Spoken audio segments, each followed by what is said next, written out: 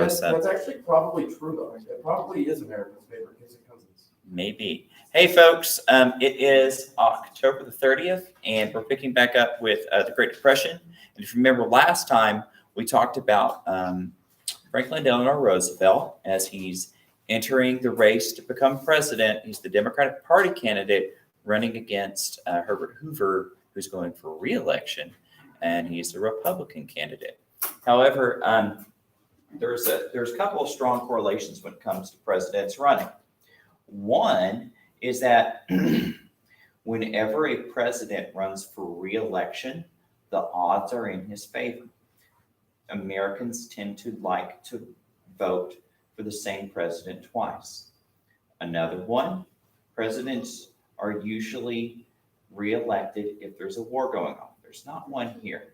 People don't like change during the wartime. And the third is whenever the economy is trash, people usually want to switch parties.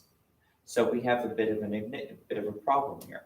So the economy's trash. So Republicans are no longer very like the nation's favorite, but the president's running for re-election. So Hoover had some hope. But as we all know, he lost.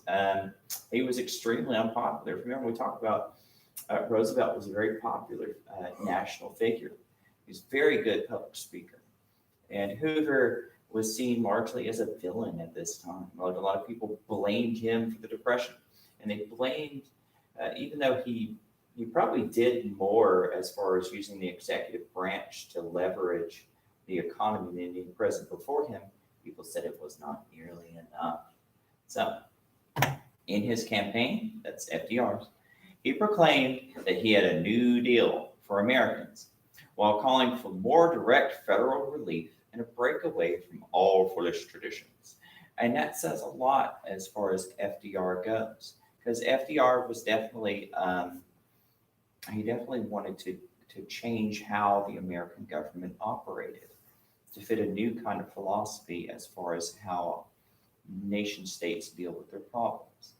Roosevelt won a landslide election, unseating Hoover, who only won 6 out of 48 states. Oh, that's right. They only have 48. Oh, yeah, they didn't have 50 yet. Very unpopular. Yeah, to only win 6, you're not going to see something like that again until way later. Like when Nixon is reelected, he wins in a landslide similar to that. When Ronald Reagan's reelected, he breaks that record though. Ronald Reagan only lost like 1 state. So it's rare though to have such a landslide. Usually we consider a landslide if they win like a few more states than their opponent. So this is like why was Reagan so popular? I mean, a lot of it had to do with the economy wasn't really doing that great throughout his first term. However, the end of the 70s, it was just totally trash. So a lot of people saw him as a voice of stability. He was very, very good at public speaking. He also displayed a lot of strength internationally. So he was shown as someone who had the Soviets on the run at the time. Some of his other initiatives were popular too at the time, though you could say maybe it worked, maybe it didn't. He initiated the so-called war on drugs, and that was pretty popular when it first kicked off, because in the 80s there were some like really bad problems regarding violent crime and stuff like that, having to do with like cocaine and heroin and stuff. And he also, during his time, methamphetamine was having its first wave. And he's actually going to have a deal where he has methamphetamine so hard to manufacture in the United States, it's going to become extinct virtually for about 15 years. But then if you watch the news, it's like back like nothing else. And there's some other stuff. His opponent at the time when he ran for re-election, I forgot his name. He was just extremely unpopular, very uncharismatic guy. He could only pull in his own state whenever he ran against Reagan. So he only pulled his own state. Yeah. And after he won re-election, the Soviet Union fell apart, and so people are like, wow, he did a great job. So he had a lot going for him at the time. Barack Obama went against Joe Biden both times. Yeah, for his party. Yeah, I think Wait, Joe Joe ran for Biden? president a few times. No. With Joe Biden. Oh, with with Joe Biden yeah. twice. Donald Trump, with Pence twice. with Pence twice, yeah. George H.W. Bush. Does anybody, yeah, people do change their vice presidents. Yeah, it does happen from time to time. It's not as common anymore, but usually when you pick a vice president, it's somebody that you're hoping will have enough appeal in an area of the United States to bring over voters to your side that you might not pick. So if you're like a Jimmy Southern candidate, you might pick a Northerner.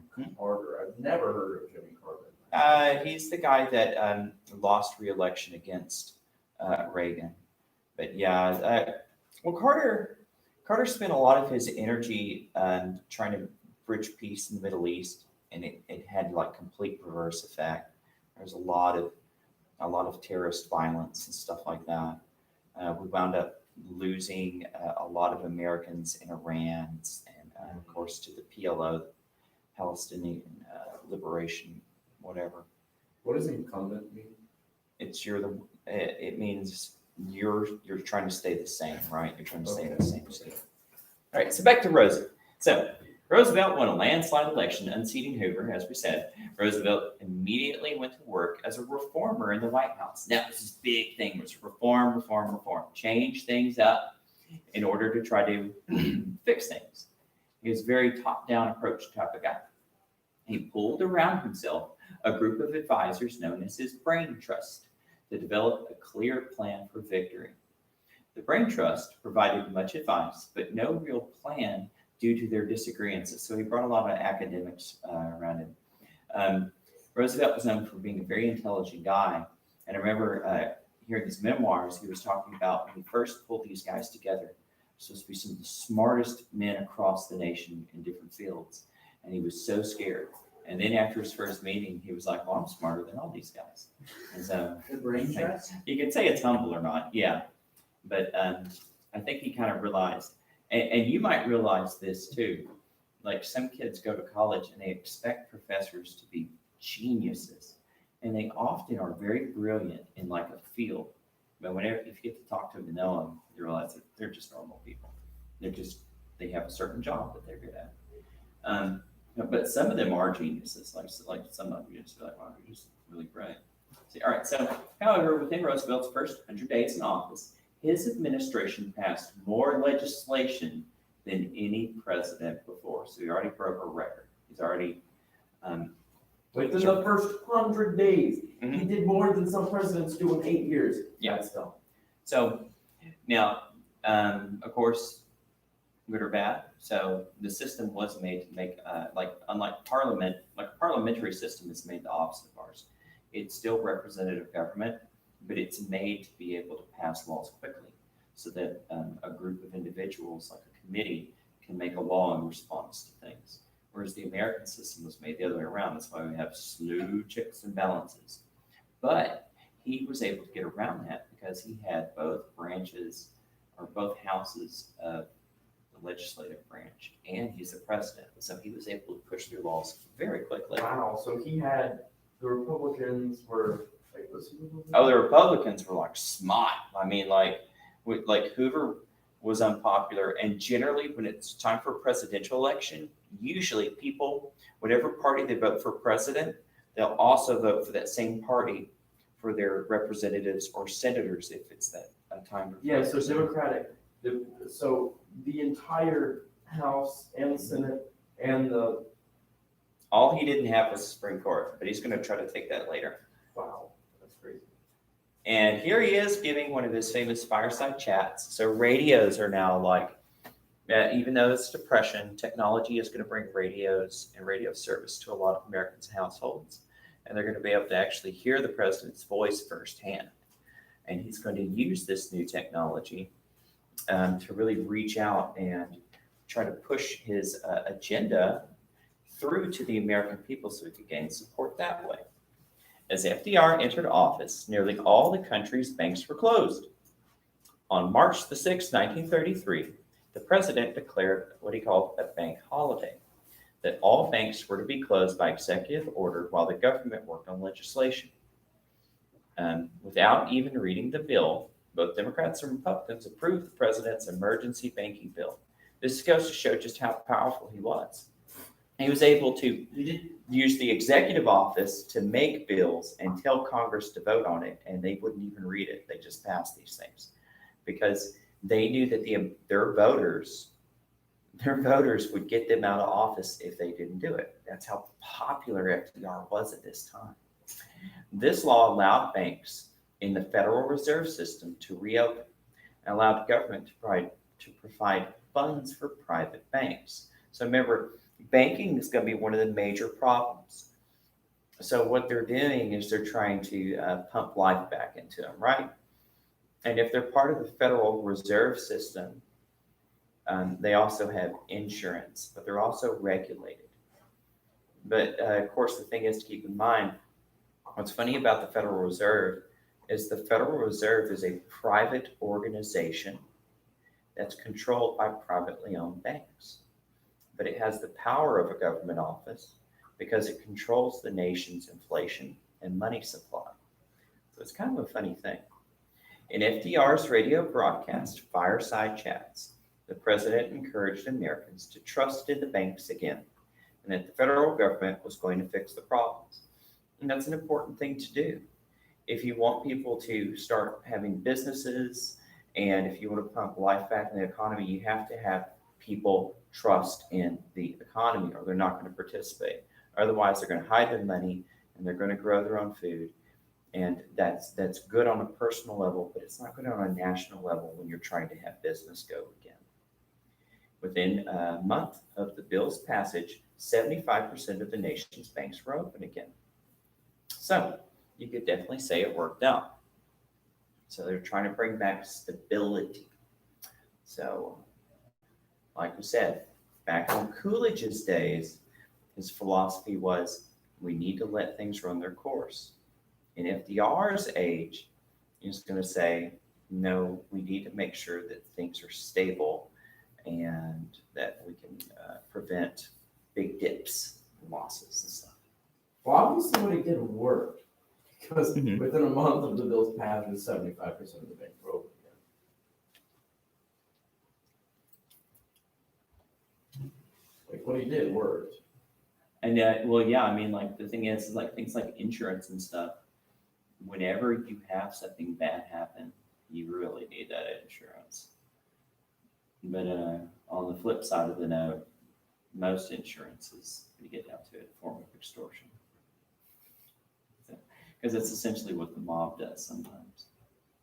It's very similar. So The how mob so? does what? Because it's enforced by rule of law. So it might be something that you might not deem that you need insurance for. But if you don't have insurance for it, you could face penalty by fines. Yeah, that's kind of dumb. I never got that. Well, the argument for it is that there have been so many people who have, like motor vehicles, for example, they'll get into car wrecks and they just try to avoid paying somebody, right? If they get somebody hurt, whereas insurance is supposed to help take care of that, so you can get on with your life. It's supposed to guarantee that people are cared for in the face of injury or loss of property. But yeah, but what if it's like something stupid? No, that's where, that's something where, like, let's say it's something stupid, like it's something minor and both parties agree to leave it alone. However, you have something like a police report get involved. Well, if it's bad enough, it would still get reported to your insurance. And when it's reported to your insurance, now you have to get involved, even though you're going to have like Uncle Bob fix it. Now the insurance is demanding that you take it to like a more expensive place. Now your insurance rates skyrocket up. So there can be good and bad. There can be, or insurance for things you don't think you might need insurance for. Like some people don't want housing insurance. It's a little dangerous because if your house burns up, you're out of luck. But if you live in certain areas, you might have a homeowners association force you to buy certain forms of insurance and stuff. Some places they make people buy firearm insurance. If you have a firearm, you're supposed to have insurance in case it shoots people, something like that, or gets stolen. And now you have a firearm out there that a possible criminal could use. So arguments for and against it. All around. So one of the reasons why, like in my economics and like later in my government class, we do a lot of reading on Bastiat and Locke and stuff like that, because they talk about these basic ideas, even in much older terms. Hey, what's this? That's the Great Dust Bowl. The Dust Bowl. I know. Wouldn't you like to go jump into that? No. Yeah. So Lovely. I would the love Dust that. Bowl.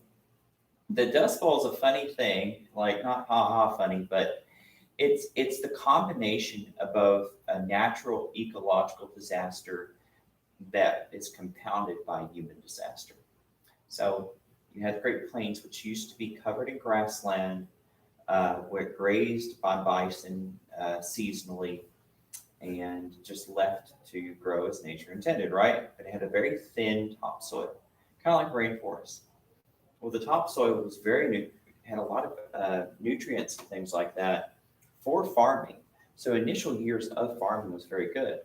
However, modern farming implements with tractors and stuff could plow very deep. And so some of this sandy soil, this dust, is of course plowed into it. But through over farming and then drought, there's no roots holding down the dirt. If you ever watch construction sites where they had to clear forest, you'll notice that instead of getting rid of all the branches and stuff and the logs, they'll make piles of it around certain spots. This is supposed to stop wind erosion. Well, there was nothing like that here. It's just flat land, not even grass holding it down anymore. So when it gets super dry from drought, the wind blows it, it makes dust storms, the type you would only see in like Arabia. So, in his effort to bring about national recovery, relief, and reform, FDR urged the passage of the Agricultural Adjustment Act, the AAA. There is a lot of acronyms in it. Well, yeah, but not like the auto people. So there's a lot of acronyms whenever you study FDR. I'm not going to make you memorize a bunch of them. I just want you to get the general sense of it. So he's going to start a lot of organizations that have to do with reform and getting people to work. This bill was the first of its kind in America to lower overproduction of many agricultural goods. The federal government would pay farmers for not growing crops or raising livestock. This funding will come through a special tax paid by industrial food processors. So, like my grandparents lived next to farmers who would utilize this sometimes. Sometimes they didn't feel like growing in a season, and the federal government would pay them. And sometimes they made more from federal government subsidies for not growing food than they would by growing it, or tomato farmers. Of course, sometimes they grow it and they'd sell it anyway. So, all right, so farmers' organizations call this a bureaucratic and socialistic policy, while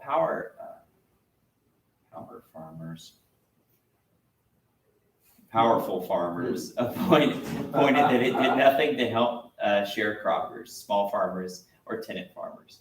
So here's the thing. So not all farmers were on board. Some farmers were like, wow, I have relief. I'm getting cash and I can just let my field go fallow. While other farmers were like, hey, this only helps that, like sharecroppers, they don't own the land they farm on, so they don't get the money.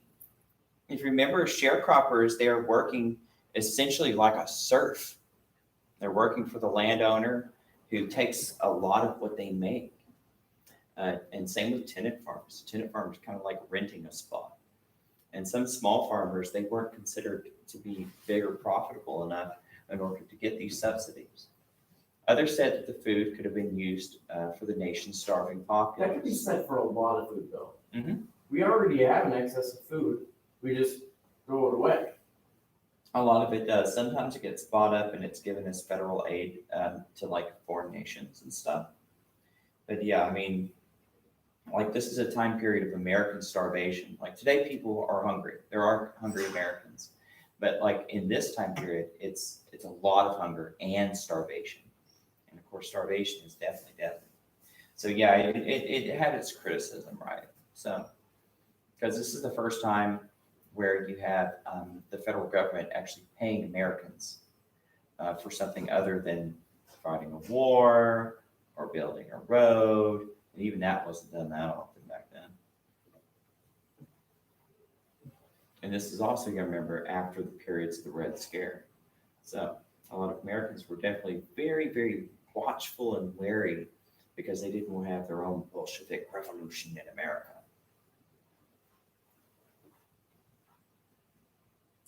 Why is the communist color red? You know, Russia was like, hey, red. No, the symbol of the color actually isn't probably what you think it is. It's not. It doesn't have anything to do with like violence of revolution. Kind of like the red, white, and blue in America's flag. The red is supposed to be the blood of those who Or what? of those who died for liberty of their country. And the communist flag, I know specifically the Chinese, it's supposed to have something to do with equality, oddly enough, but I don't know why. But I know that culturally they see like they see value in things like that in colors differently than Westerners. But I don't know. But yeah, it's supposed to have something to do with equality. I don't know how red becomes equality, but Do you know when this, I just want to make sure, do you know when this football thing is over? It says 5:30 on the. yeah, it says 5:30 on the thing over there, so a little later than I was thinking. But yeah, it's supposed to start at 4. It's gonna be in the gym, so I'm assuming we're gonna have a lot of people in the bleachers wearing their mask. So let's see how that works out.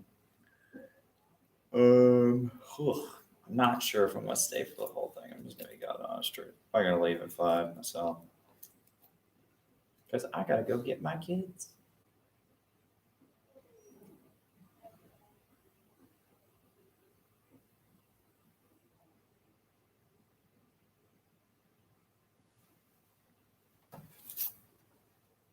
Halloween videos? I'll tell you what, we'll do one more and then I'll stop it.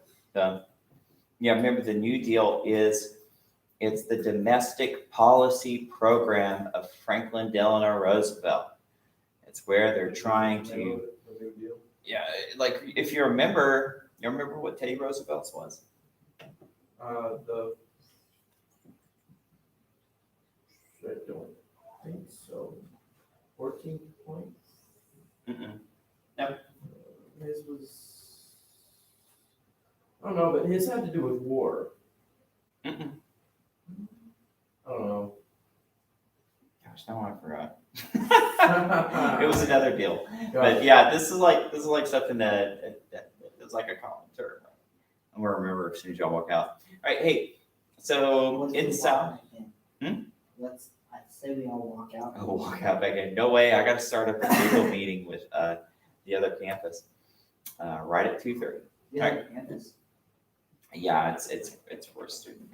Sometimes I have to do meetings for students on that campus. That's kind of big. Yeah, that's cotton picking. So that's still a big industry, and a lot of it is still done by hand. Ooh.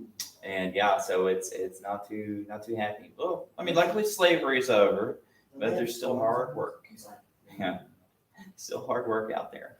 So ultimately, the AAA, remember this, the agricultural bill, would be ruled as unconstitutional in the case of Butler v. the United States. However, they will bring something like this back.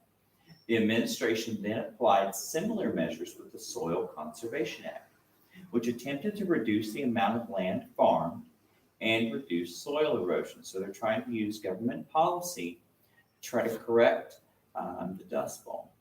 Soil erosion was a major problem in the Midwest, causing successive dust storms that stretched across 200 miles and 7,000 feet high. In 1938, over 850 million tons of topsoil were lost due to soil erosion. This dust bowl was caused mostly by drought, overfarming, and thin soil due to natural geography. Many farmers in this area fled to California in hopes for better life. That's what the novel, The Grapes of Wrath, is about. Farmers trying to flee the Dust Bowl. And then when they get to California, they watch crops being destroyed because the farmer overgrew and they're like hungry and they want food and they're watching it just get destroyed by police.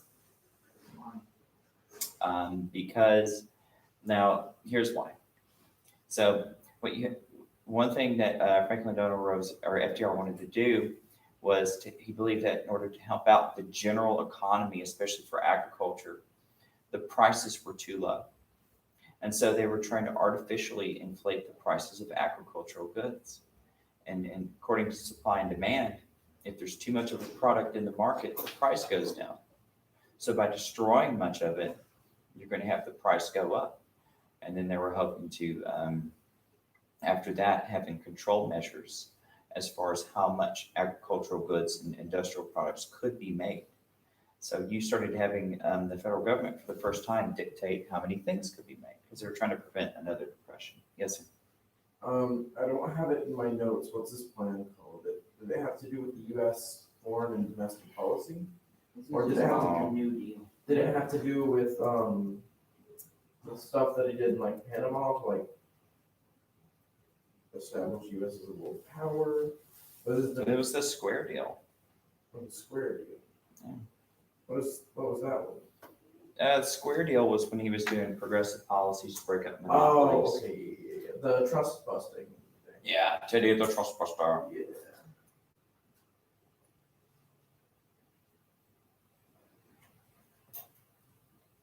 Wait, not that. But hey, if you're online, that's going to do it for our lecture today. We're going to come back and talk more about the New Deal later, all the way up till our entrance into World War II. All right, see you Monday.